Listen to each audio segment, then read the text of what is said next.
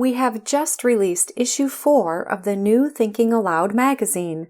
Download it for free at newthinkingaloud.org. New Thinking Aloud is a non-profit endeavor. Your contributions to the New Thinking Aloud Foundation make a meaningful difference in our ability to produce new videos. Thinking Aloud. Conversations on the leading edge of knowledge and discovery with psychologist Jeffrey Mishlove.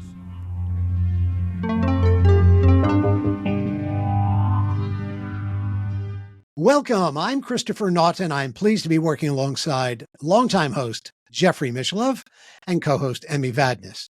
Quick note right here at the top, please click on comment, like, and subscribe. It helps get programs like these out to people such as yourselves. Well, is time linear or does it move in cycles? My guest today says that history, particularly American history, moves in approximate 80-year cycles, or about the length of a human lifetime. And he says that each of those larger cycles have 4 subcycles or turnings, and that last subcycle, the 4th turning, is the most challenging of all. He says that right now we're going through a 4th turning, and it is a great gate in history, commensurate with the American Revolution, the American Civil War, and World War II. Neil Howe is author or co-author of numerous books on generational theory, including the best-selling Generations. He and his late co-author, William Strauss, coined the term millennial, and their work has been lauded by historical and political figures on both the left and right. His latest book is The 4th Turning is Here, and he joins us from his home in West Virginia. Well, Neil Howe, thank you so much for joining me today. Looking at your book, The 4th Turning is Here, it reminds me of the Mark Twain quote that was never uttered, probably, by Mark Twain, that history doesn't repeat itself, but it likely rhymes. Yes. Well, thank you, Chris, for having me. It's a pleasure to be here. And yes, you're right. Mark Twain probably never said that. However, he was definitely obsessed with the cyclicality of history.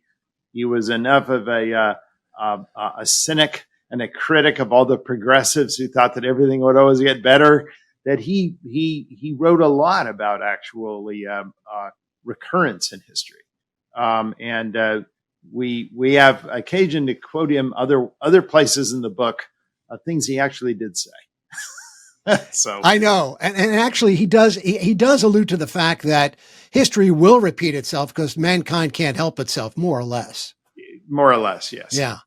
And of course, this is not a totally novel idea. I mean, many people throughout history have addressed this, whether it was Thomas Jefferson every 19 years or so. We need to water the tree of liberty with the blood of humankind, and not the best way of looking at cycles, right? But Arnold Toynbee, Schlesinger, Arthur Schlesinger Jr., Daniel Quinn, the author and environmentalist, many have talked about the cycles of history and humankind repeating those cycles. And of course, the Native Americans, more than anything, they never felt that time was linear. They always believed that nature reflected time. Trees or plants go from seed to root to bud to fruit and then back to seed again to form the next cycle. Yes. And ironically or paradoxically, in our opinion, modernity actually gives rise to long cycles that actually don't really manifest themselves very much in traditional cultures. And that's precisely because moderns believe that history should be progressive, everything should be getting better. Each generation tries to correct and overcorrect for what the last generation did to try to strive to be perfect. And that actually leads to a lot of cycles of modernity. And you should reflect on that modernity has all kinds of cycles that traditional societies don't have. Fashion cycles, traffic cycles, market cycles, housing cycle. I mean, right, we could go down all the cycles that we experience, but a lot of this has to do with how modern systems are always trying to overcorrect, right? And the biggest cycle of them all, the most ominous, is a generational cycle of correction. because this plays out over the span of an entire human life. And in fact, it's long enough so that the period or the season in the cycle we're just entering is that which has just been forgotten by the oldest people who are last alive. And believe me, today, I think we're beginning to recognize this. We're entering a time of crisis, a time when populations and nation states are mobilizing, to reclaim greatness, to efface a century of humiliation, or to make themselves great again. As they do so, they draw on, they aim themselves for these large projects, which no one alive can remember nations doing. The last time, of course, we did that was in the Great Depression and particularly in World War II. And of course, they're all gone now. Back in 1997, of course, you wrote for the first time, you wrote The Fourth Turning. This was after a number of other books. And here's what some said about what you folks had surmised, that by the year 2025, America will pass through a great gate of history where the very survival of the nation will feel at stake. The nation could erupt into insurrection or civil violence. Democracy could be destroyed and millions of people scattered or killed, or America could enter a new golden age, triumphantly applying shared values to improve the human condition. Perhaps that's why the New York Times alluded to doomsaying, but we're going to get into that. But I wanted to drop that first because it sets the stage. And I would like you to give us some context of what you and William Strauss, your now deceased co-author for so many books, actually ventured into in the late 20th century. And let's get some of the nomenclature down as well, such as saeculum and turnings. Yeah, well, probably you should mention here, as long as we're going back in time, that the first book that Bill and I wrote together was Generations, which came out in 1991, even earlier, which laid out the basic paradigm. But we found that these generational differences arrive in a pattern. Certain kinds of generations always follow other kinds of generations. Following the Puritans came the Cavaliers. Following the Transcendental generation, a lot of people are familiar today with the generation of Walt Whitman and Ralph Waldo Emerson and religion founders and reformers and communards, throughout America. These utopian communists like Brook Farm and feminists and just an incredible generation of we would today call them boomer-like generations, right? Mm-hmm. And they were followed by the Gilded generation. People like Ulysses S. Grant and George Armstrong Custer. This was a generation of metal and muscle. They didn't talk very much. They never had great utopian dreams. They just got it done. They got big, dirty things done, right? Yeah. And my point is that these dramas repeat. And what that is linked to, once you hypothesize that generations come in certain patterns, it links up very well with another often noted rhythm in American history, which is that we go through these eras of civic upheaval, these eras of creative reconstruction of public life, when we rebuild our politics, our economics, our infrastructure, our community, and often we rewrite our constitutions about once every long human life. We did that at the very end of the 17th century with King Philip's War and Bacon's Rebellion and the Glorious Revolution. This was the period that Thomas Jefferson, looking back, said this was America's first. I mean, he was talking about Nathaniel Bacon, which was in his own state of Virginia. He was saying this was America's first revolutionary era. And a lifetime later, we had the American Revolution. And a lifetime later, we had the Civil War. A lifetime later, we had the New Deal and World War II. And a lifetime later, Christopher, here we are, right? Mm-hmm. Here we are today. And roughly halfway in between these upheavals in the outer world, we have what we call awakenings. These are upheavals in the inner world. And very conveniently in American history, we label them. We give them labels like First Great Awakening, Second Great Awakening, Third Great Awakening. And many historians think the late 60s and 70s, when boomers were coming of age, was America's fourth or fifth Great Awakening, depending on when you start your count with John Winthrop in the 17th century, or Jonathan Edwards in the 18th century. But you begin to see now the matrix, right? For different generations and different eras, each causing and shaping the other. You get it? So you have a crisis, a period in between, an awakening, a period in between, and each one of these shaping different generations differently and children and coming of age. And so history shapes generations young, and then those generations go on as parents and leaders. Roughly 2 phases of life later, maybe 40 years later, 45 years later, to shape history. So generations shape history, history shapes generations. And that leads to something, and let me close with this, at least on this question, that many cycles of history, people talk about cycles of history, fail to identify, and that is what governs the timing of the cycle, right? I mean, people say, well, there's kind of this cycle, but what governs its timing? For me, it's very clear. It's the human life cycle and its phases of life, socially, biologically created phases of life. That's what governs its timing. And to some extent, that timing is now dilating slightly because phases of life are expanding. It takes much longer for an adult to fully come of age today. People are running for political office later, and God knows they're staying in office later. So we think it's dilating slightly, and that's actually pushing back the date of the fourth turning slightly from what we first predicted. Just to give you an update of where we are with this current book, The Fourth Turning is Here.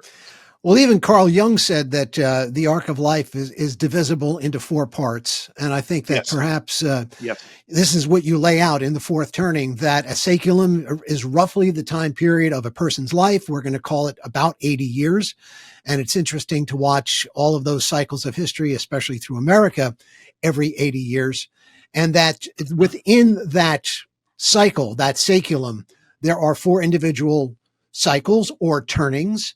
So the entire saeculum, and by the way, saeculum is just the Latin word, maybe derived from Etruscan, but it basically means a long human life. And it lasts 80 or 90 years. I think, as we mentioned, probably extending, probably closer to 90 now. And that's varied a little bit over history, but not a lot. And that saeculum is divided up into 4 eras. And each era is about the length of a phase of life, which works perfectly for generations, right? So that each era, a new generation is filling up with children, and a new generation is coming of age, a new generation is entering midlife. And then when you go to the next turning, the generation of children then goes into midlife as young adults and so on. So the generations and the turnings line up. And each of these turnings we liken to a season. I mean, you can think of it as, spring, summer, fall, winter, and we number them first, second, third, and fourth.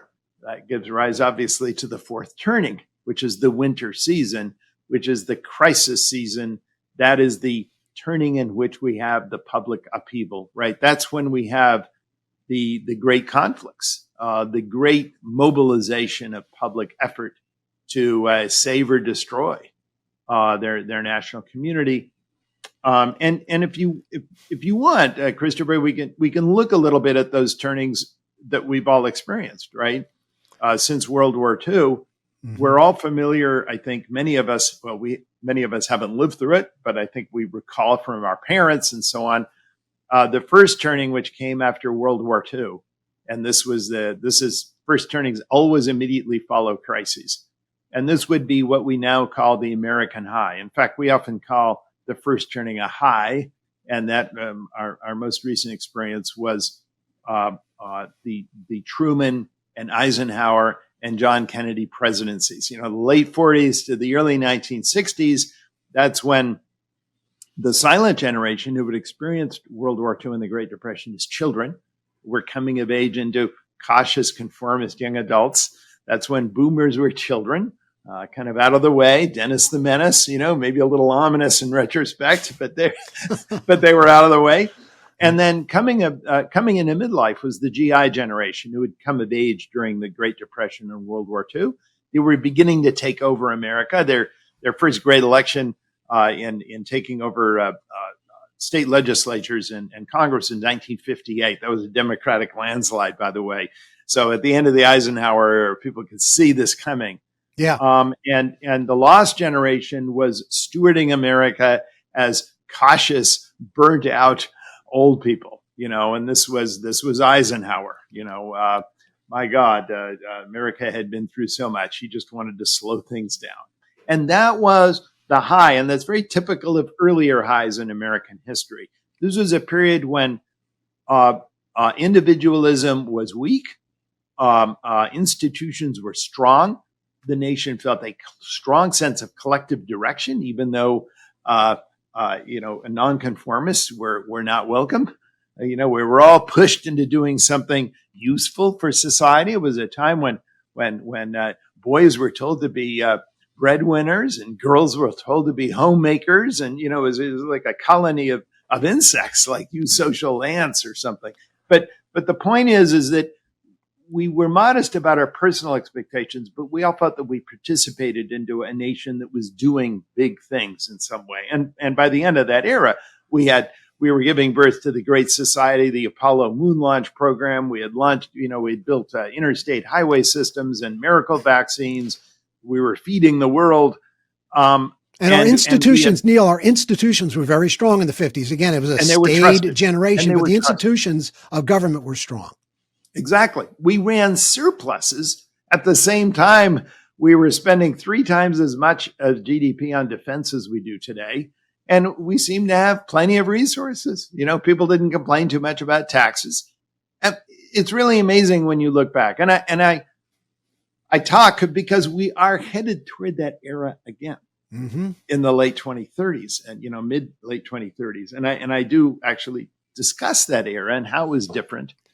But anyway, that was where we were. Then we will move into the second turning. That's the summer season. And what happens in the summer season? It's always an awakening. And the awakening is always fired by the generation that was born and raised immediately after the last crisis. Right. We alluded earlier to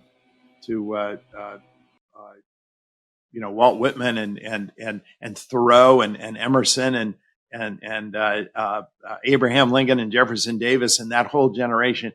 They were born right after the Republic was founded, right? They don't remember the American Revolution. They don't remember any of those struggles, but they were born in this optimistic aftermath. And they came of age raging against the institutions of their parents. And in fact, William Lloyd Garrison once said, called his parents' Constitution, Jefferson's Constitution, a covenant with death because it allowed for slavery, right? So that is typical, right? The generation that is raised after the crisis, has no memory of the crisis, chafes under the conformity of the time. They want to throw off that social discipline. They want to rediscover what's inside, what's authentic. They want to get back forget about works. Let's get back to faith. And that drives the awakening. You could almost see that in the 1950s, even though America is now on this high, institutions are strong, things are staid. You can start seeing the seeds of the awakening, which is going to come next with the Beat Generation, with Aldous Huxley, and the introduction, however minimally, to hallucinogens. You can almost forecast that an awakening is on its way. You can always do that, yeah, and you can always detect the origins of the next turning and the last turning. But the difference is that these were mavericks. These were silent generation mavericks. I mean, you look at Ken Kesey, you look at even Bob Dylan, you look at, Joan Baez. I mean, look at members of the silent generation that were leading. They were the Pied Pipers for the boomers, right? So many of the currents of the late 60s that we think of as psychedelic, and in fact, even the Chicago 7, these were silent generation. But the difference was they already were married with careers and they broke those careers. You know what I mean? They had already made their bet in life and they knew that they were outcasts. Boomers provided mass because all of the boomers followed them, right? And that's what changes society. So it's one thing for a few people to lead. It's another thing for an entire generation to follow. And it's during the awakening that an entire generation follows in some sense. the second turning then issues into the third turning. And the third turning is the opposite of a high, right? Institutions are weak and discredited. Why? Because we've all discovered ourselves we're actually individuals. We don't belong to any institution, right? No one owns us. We can do whatever the hell we want.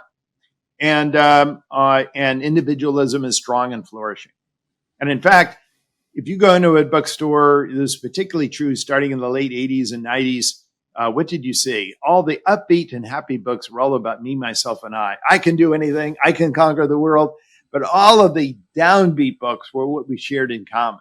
The end of the family, the end of society, the end of politics, the end of community, right? I mean, isn't that where we've been over these past 3 or 4 decades? And I think that is epitomizes the spirit of the third turning. The third turning, we call it unraveling.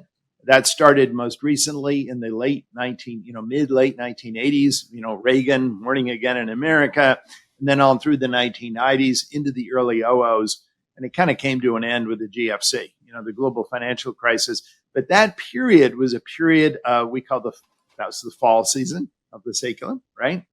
And that's a period whose paradigmatic decades are decades, when you think about the roaring 90s, the roaring 20s, the 1850s, the 1760s, these are all decades of cynicism, speculation, shameless bad manners. Again, shame again, right? Shameless bad manners and weak civic authority. That's what they all have in common. And that is typical of a third turning. Well, history says that third turnings always result and end in fourth turnings. And what happens at fourth turning? Society is forced to refine community, large-scale community, national community, community at the highest level, and it starts with an event which shocks everyone. That's the catalyst, and it pushes everyone to realize that suddenly all these institutions they've trusted don't work at all, and a great period of pessimism and distrust and anxiety begins to develop. And gradually people refine themselves as members of new tribes, very often partisan tribes, divisive tribes, with great deal of emotional fervor. And people try to lobby hard to try to change the system again, the system that earlier they didn't care about. And what do we see, by the way, over the last 10 years, particularly since the 2016 election? Voting participation rates have skyrocketed. Since 2016, the presidential elections have seen the highest voter participation rates in 100 years. I mean, you have to go back to basically 1916. You have to go back to the Taft presidencies to actually have voter participation rates. Say what you will about Donald Trump, he has solved the problem of voter apathy in America. You know what I mean? We all care now. We're all scared stiff about, either one side or the other taking control. And that is typical of a crisis era. This is the winter season we're now in. And one way to think about the forces behind that is by thinking about, and this I actually take from Thomas Medelsky, who's one of these long cycle theorists, the idea that in any turning, there's both a supply and demand for social order. And when you think of the first turning, society's providing a lot of social order. After all, we just had the crisis. So, we're tooling up. We got these enormous institutions that are very authoritative, telling people what to do. And right after a crisis, people want a lot of social order, right? They're still afraid that, my God, terrible things might happen in the world. So those are generally pretty content eras, right? So society is providing a lot of institutional authority, and people want a lot of institutional authority.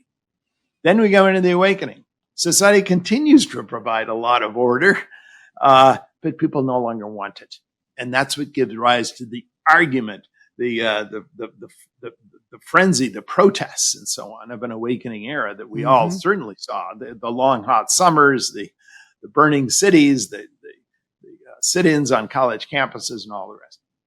During an unraveling, society no longer provides much order because we've retooled stuff, right? And people don't want a lot of order. So people are kind of happy with that, right? I mean, everything kind of goes forward. But then in the fourth turning, society no longer provides order, but people want it again. That's the key.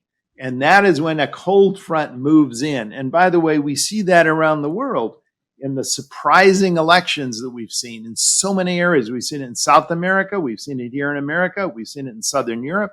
We've seen it in everywhere from India to Burma, and even where you don't have elections. I mean, Burma, China, the Philippines, and other places. But all of these places, you see charismatic authoritarian leaders take charge. You see the forces of populism. People want order. They want strong men again. And why? And this is often driven by younger generations. And it doesn't matter if it's on the left or the right. But younger people around the world are losing faith in liberal democracy. And well, Neil, the New Republic wrote an article that said, "Is democracy doomed?" But that wasn't written in 2017. It was written in 1937.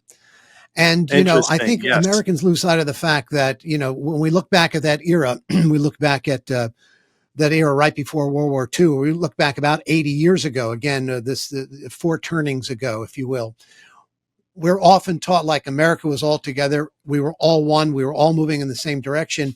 And yet the shadow elements of American fascism and authoritarianism was rich. People forget the fact that there was at least one and probably two attempts to unseat FDR in the White House.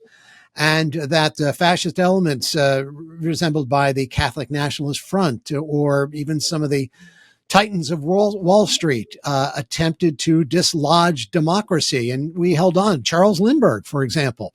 I mean, if we are looking for those elements, if those elements are rising again in our nation and across the world, look what happened. What would have happened if Edward had stayed on the throne in England, or if Lord Halifax had gotten his way in England? England probably surrenders, fascism wins. So this kind of turning, this kind of cycle, I should say, is happening again, but it's also it's happening within the country. It's not just outside of ourselves.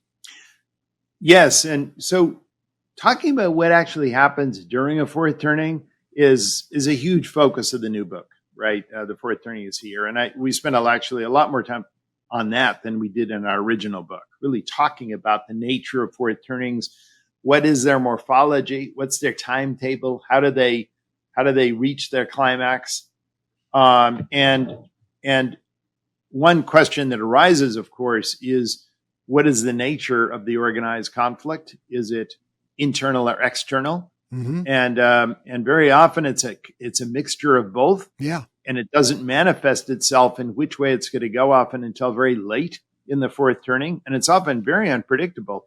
If you had gone on, you're absolutely right. I mean, the 1930s was one of the most divisive partisan decades in American history. Half of America thought it was the red decade. The other half thought it was the fascist decade. Mm-hmm. And if you had gone on and asked someone on the street in 1938 and told them there's going to be a great war in a few years in America, what's it going to be about? They probably would have said, well, it's probably, fascism against socialism or communism. I mean, that's kind of the only two possibilities left.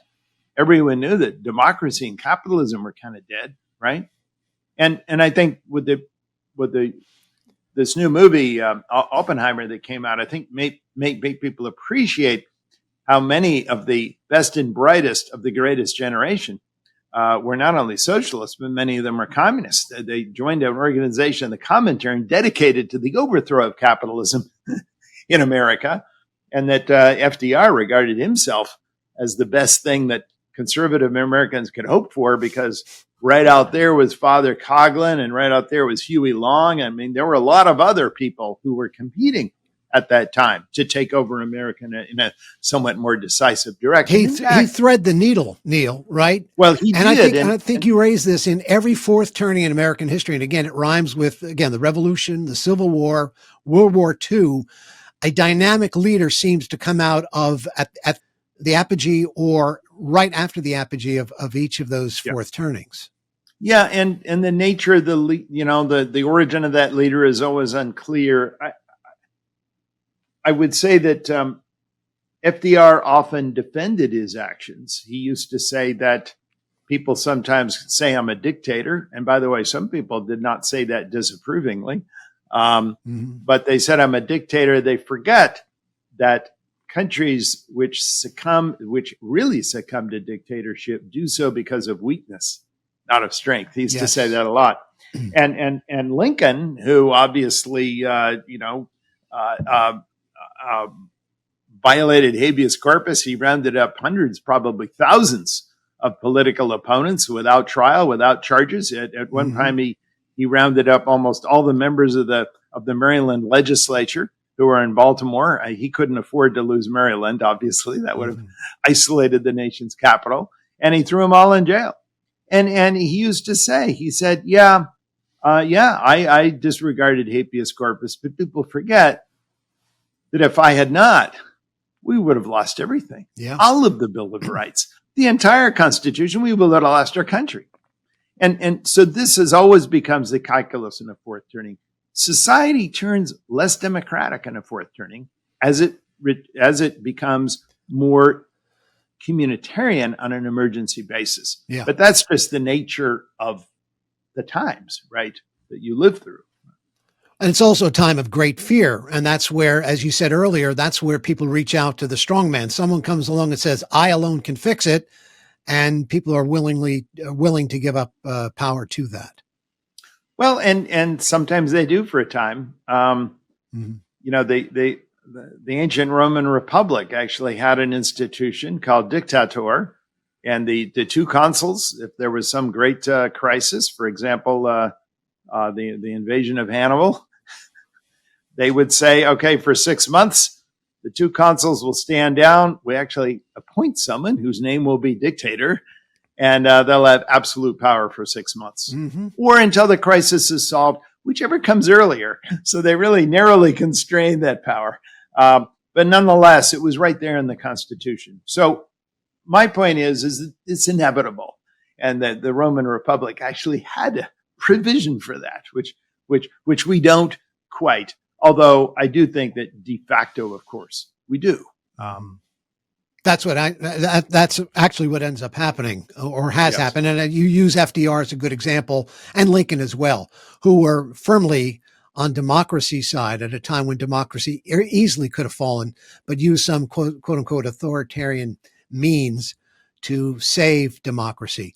I think what is interesting, and again, for those born in the 20th century who are listening today or watching today, I think many of us believed that, and maybe this is our notion of American exceptionalism equals linear time and not cyclical time. I think many of us believe we would never experience what we've experienced, especially over the last 10 years, the chaos, the authoritarianism, or the feints of authoritarianism. And again, despite what the New York Times has to say, your book reminds us that these things come back again. And in fact, in an 80 or 90 year period, you better expect at least one existential crisis in your lifetime. Yeah, and it could occur when you're young. It could occur when you're old. And in fact, when it occurs in your life, probably reflects, you could even say determines, what kind of generation you belong to. Each archetype can expect to encounter that crisis at a different position in its life. What we call the artist archetype will encounter it in childhood, growing up as kids. And of course, they will be smothered, protected, and they will be cautious and conformist as young adults. It's a direct result of the trauma, right, of that. If it occurs while you're a young adult, the age of service, so to speak, you will belong to what we call the hero archetype for obvious reasons. If it occurs in midlife, you will belong to the nomad archetype, right? You will have been the child of an awakening, a throwaway child of an awakening, and this is a time when you can show off your pragmatism and survivalist skills, and maybe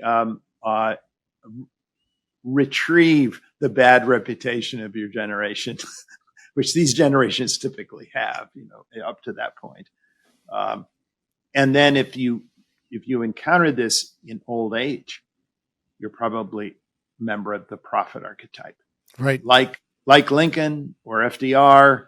Many folks, I mean, irrespective of whether they've read your book or not, Neil, believe that, the tenor of the times comes closest to civil war. And, I was thinking about those 80-year cycles, and not to get too specific, but when you think about, the American Revolution ending more or less in 1781 at Yorktown.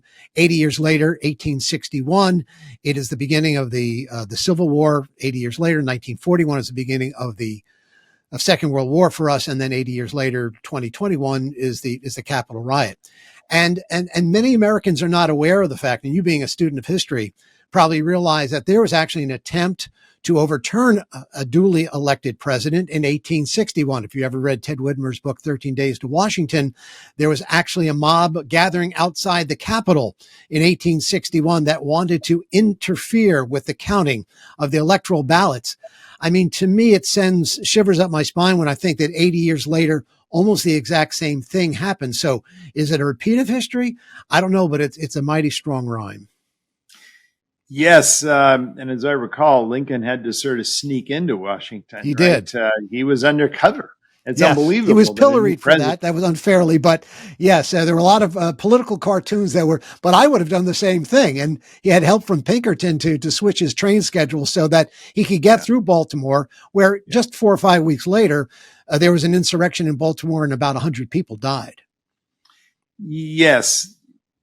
Those were unusual times, and that was a foreturning of unparalleled ferocity, death, and destruction, right? And one that was a little bit anomalous. We go back for attorneys. We go deep into British, or I should say English history, all the way back to the late medieval period. We go back really to the War of the Roses, when you can see this pattern unfold, and we think increasingly it's true of originally of all Western countries, particularly became accelerated at the time of the French Revolution, which is sort of that era sort of was the ultimate fourth turning. And it involved not only the American Revolution, which antedated it slightly, but gave rise to, global war throughout Western Europe and all what we think of as sort of the Western world.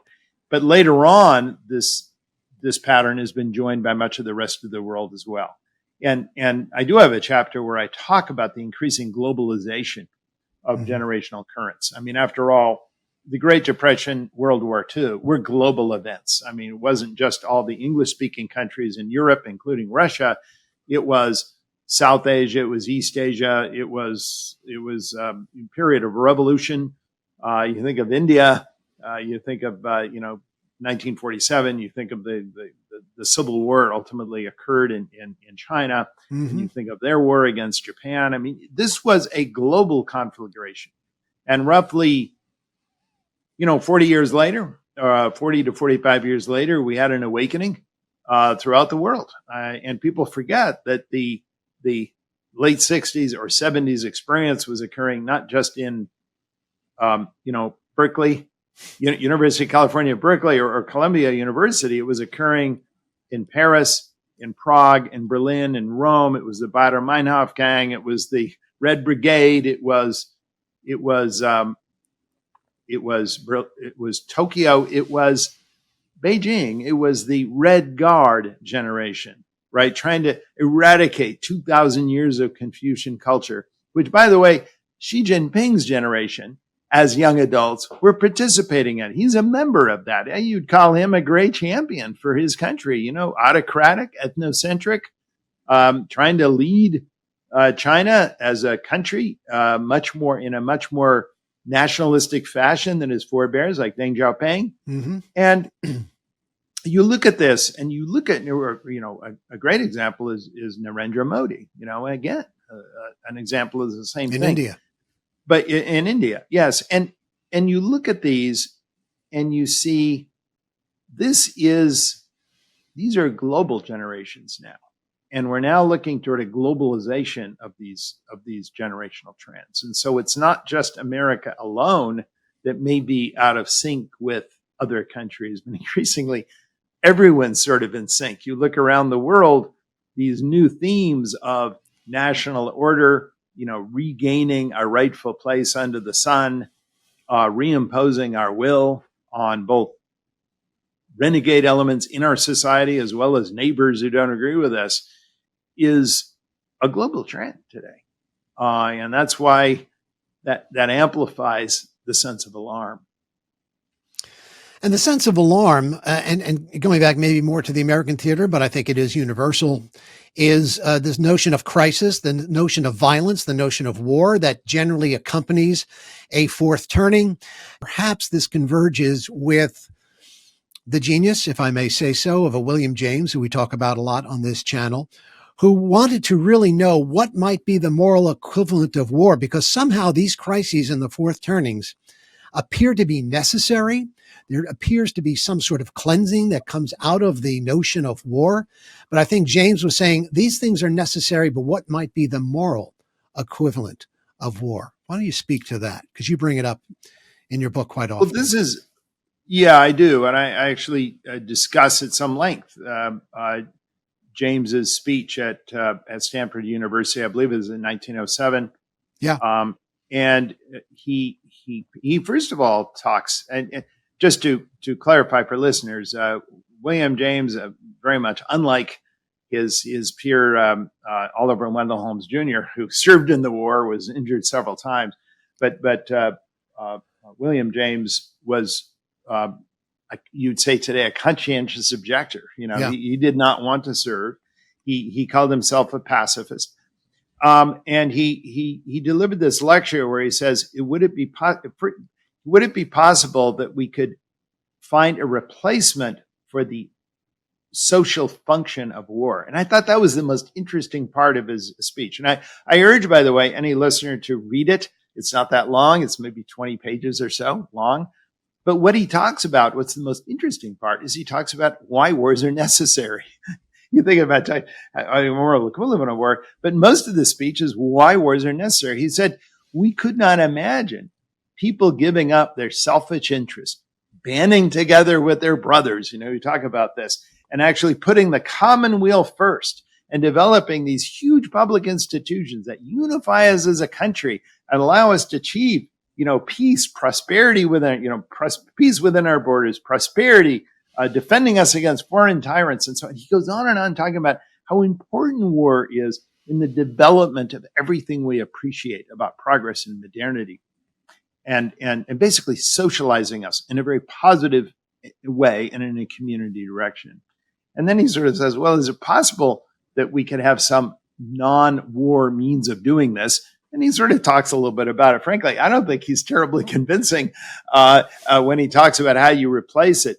But at one point, the most fascinating point is he pauses and when he's talking about the function of war, and then he asks his audience. This is you can imagine, a lot of the veterans of the Civil War were still alive and no doubt in his audience. And he asked his audience, how many people in this audience would have preferred that the United States had never undergone the Civil War? And he immediately answers his own question. He says, I'm sure almost no one would prefer that. It's kind of a striking answer, for those of us here, a century later, listening to his speech. And he said, we could not imagine the sense of progress, the Industrial Revolution, the unity of America, the guarantee of rights. I mean, he goes down on all these things that were positive that came out of the Civil War. Rights of women, labor movement, environmental movement. Exactly. I mean, the first national parks, the Transcontinental Railroad, I mean, the state colleges. I mean, you can go down all of these things.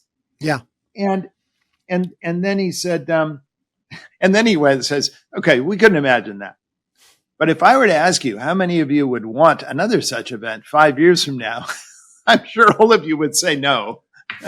and it's interesting. And I often liken that to the way we think about our own personal lives. And I think that's one way to bring it home, is that if you talk to most people, and I have actually tried this out to a lot of people, I said, think of a time in your life when nothing went well for you, or things went bad for you in a big way.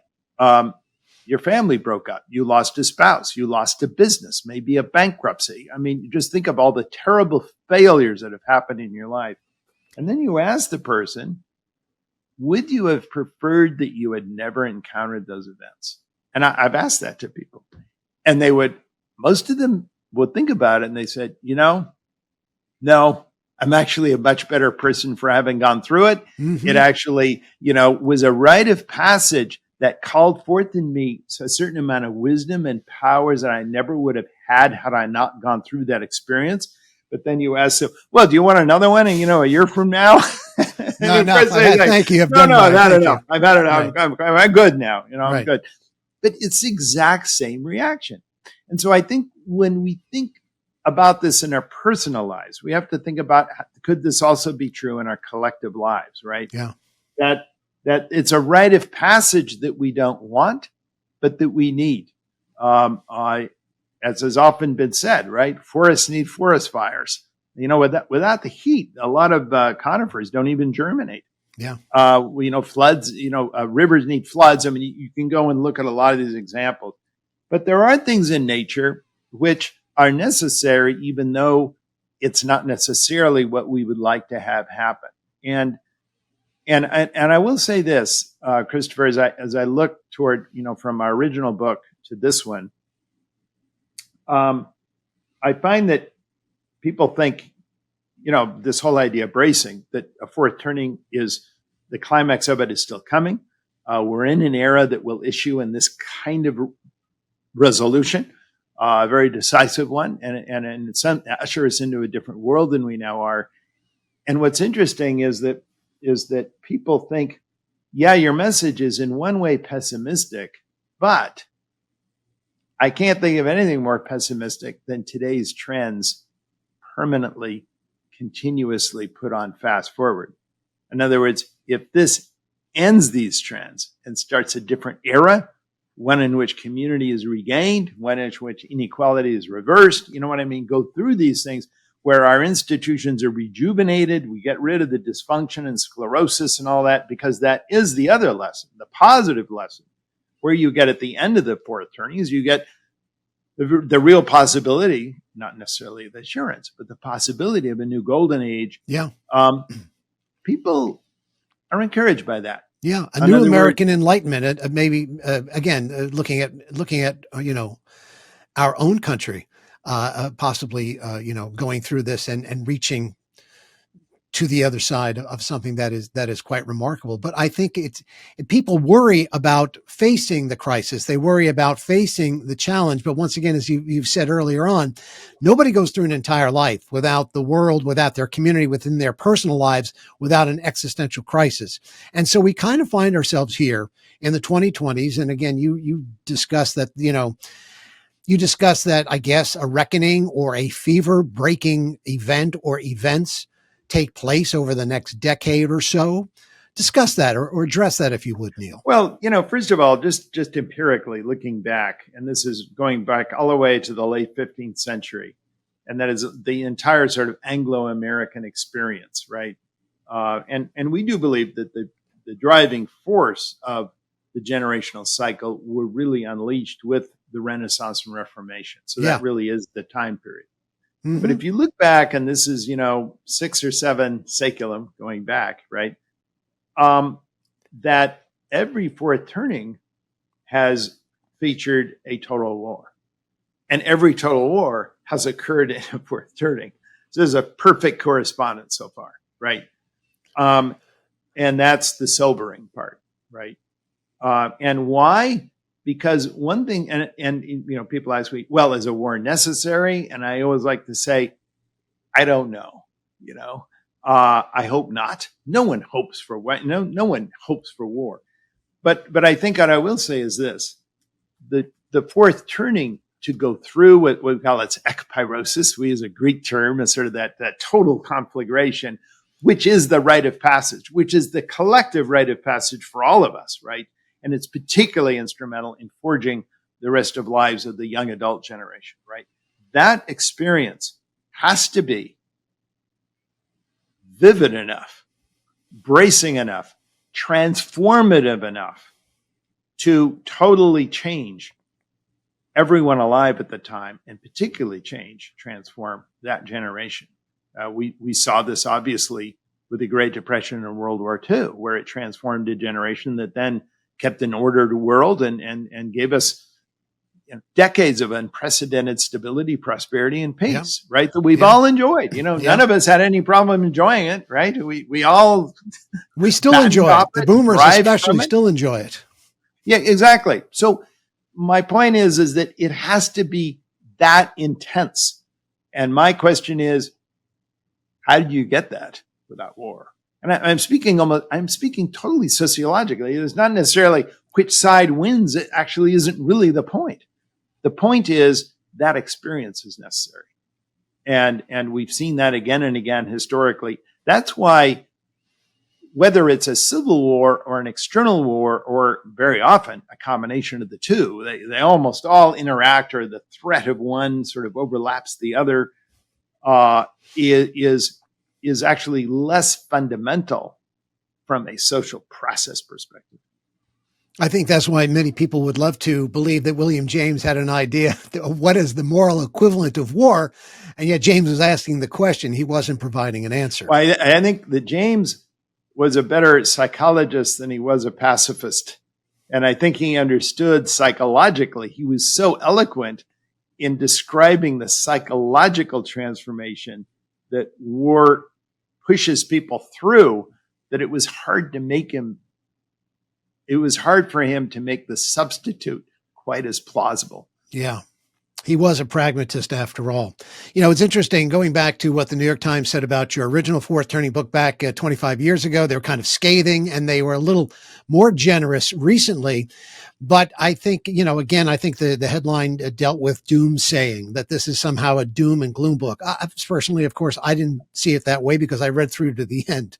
Yeah. But at the same time, it appears to me, and let's go back to the original America, what I find to be the quintessential symbol of America, and I would call the American soul, and that is the reverse of the Great Seal, of course, which is the pyramid and the Eye of Providence atop. You bring up in your book that, were Americans trying to say, hey, time is linear and we've just broken it, or is it cyclical? And I'm going to vote in favor of it is cyclical, because the American experience, as opposed to what happened in Europe, embodied not only white European settlers, but it also encompassed Native Americans, Black Africans, and many other religions and cultures. And that influence, and we know the Native Americans had influence on Benjamin Franklin and early Americans. The Iroquois Confederacy helped with the Articles of Confederation, which eventually turned into our Constitution. That time is cyclical. And maybe the New York Times, oddly enough, doesn't see time as being cyclical, sees it being as a linear aspect of our lives. And maybe that deals with a warped sense of American exceptionalism. Yeah, the irony, again, according to the irony paradox, is that progressivism, that sense of linear progress, is what gives rise to the cyclicality. And I keep coming back to that, particularly in the context of the New York Times, realizing that if you're constantly striving for perfection, you're going to get these enormous compensation effects. And it's really going to lead you to these things. I think that it was kind of creative ambiguity in the Great Seal. And interestingly enough, at the time, you had two different intellectual traditions in American life. You sort of had the Whig tradition and the New Democracy tradition. Sort of one a little bit more Southern, the other a little bit more New England. And I think the New Englanders were a little bit more pessimistic, a little bit more in the cyclical mode. I mean, they thought about, this would have been, Thomas Cole. Have you ever seen the Course of Empire? These are the New Englanders who are really obsessed with the idea that America could fall again, with the it was colder there, Neil. Let's face it. Tougher winters there. Well, but on the other hand, the Jeffersonians down on the Piedmont were, ironically enough, a little bit more Francophile in their belief in, like with Condorcet or Auguste Comte, the idea of indefinite progress, and we really didn't need to worry about any of the cyclical stuff. I just think it was a nice, ambiguous way that they put it. So, Neil, before we leave today, not that any of us have a crystal ball, how the fever breaks, what does the reckoning look like? But how do we move through this? How does the consciousness of the consciousness revolution that appeared in the 1960s and 70s get us through this fourth turning, this millennial crisis? That awareness of vision and values and everything that came out of that, and this is a time when you remember self-actualization of the individual was so important. And we thought that it was a dominant idea at that time, that we had completely surmounted all of the survival problems in life. And now we were, again, the Maslowian pyramid. Now we were actually just simply in the realm of bringing to light our true potentialities that had nothing to do with survival. I think that was very important for boomers. And I think this is not the problem that we're facing in the crisis, right? And I think that those concerns will go underground for a while, frankly. I think that the concern of the crisis will be, how do we reconstruct a community? How do we reconstruct stability, standard of living growth, just the basics for people? You mentioned earlier the rise of the nones, which I think are particularly prevalent among today's rising generation of young people. Religion, in general, always goes through a depression or a cloud during fourth turnings. Now, remember that the period of the 1770s and 1780s, according to Sidney Alstrom, is actually, he taught me. I was at Yale at the time. He was a professor of religion. He wrote the definitive book on the history of American religion, and he called that the biggest Great Depression ever in American history. No one went to church. No one went into theology. No one cared anything about religion. And then it rebounded later on, obviously. And the same thing during the Great Depression. People don't often recall that the Great Depression was called a depression for America's churches, right? Mm-hmm. It was the older generation that was still interested in going to church. The young generation, the young Jimmy Stewarts, the young GI generation at that time, they had no interest in religion. They wanted to go out and build big things. They were much more into, the New York World's Fair. How do we scale up stuff to actually build stuff to get us out of this depression? Look, Mom, Dad, look at the world we're in. It's a smoking hulk. How do we get out of this? Get out of your church, right? And I think that's the attitude of millennials today. Get out of your spiritualism. Join in. Put your shoulder to the wheel. Join us, and try to let's all get together and do something. Let's think less here for a while, because we got to do some stuff. And once we get everything hoisted into place, and once we get a great community running again, then inevitably we will start thinking again about higher things, about deeper things, right? And I think that's the rhythm, right? The concerns of the generation that is entering old age, and particularly late old age, are the concerns that other generations pay the least attention to at that time.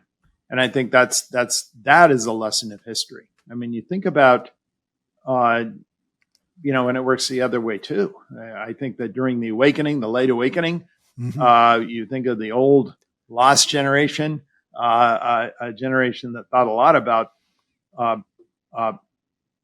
pragmatism and, building the essentials of life. No one cared about them. No one wanted the lost generation's vision in 1969, right? That sense of caution, that sense of pessimism, and that sense of making sure that the basic functions of our institutions worked well, and don't worry about all that high-flown stuff. No, in the late 60s, everyone wanted the high-flown stuff. Yeah, right. So that's how I would answer the question. We're entering a period where we're going to be concerned with other things for a while. Let me end where you began, where your dedication, your epigraph in your book was to Bill Strauss, who, again, I think he co-authored 7 books with you, right? Yep. 6-7 books. And he passed away in 2007. And you say, to Bill and to all the years we trekked together across Faraway decades, some in the past and others yet to be. What were you aiming out there, Neil? Well, that's what we did. I mean, we studied the past arduously, and we imagined what would happen, on the basis of what we learned.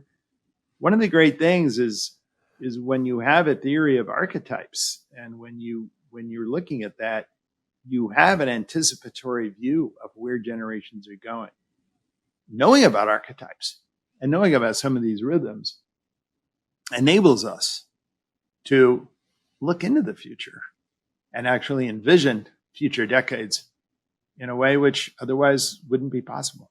Very good. Again, my guest today has been Neil Howe, author of The Fourth Turning. Neil, thanks so much for being here today. We appreciate it. And for all of you watching New Thinking Aloud, for longtime host Jeffrey Mishlove, co-host Emmy Vadnais, I'm Christopher Naughton. Thanks for being here. You are the reason that we're here.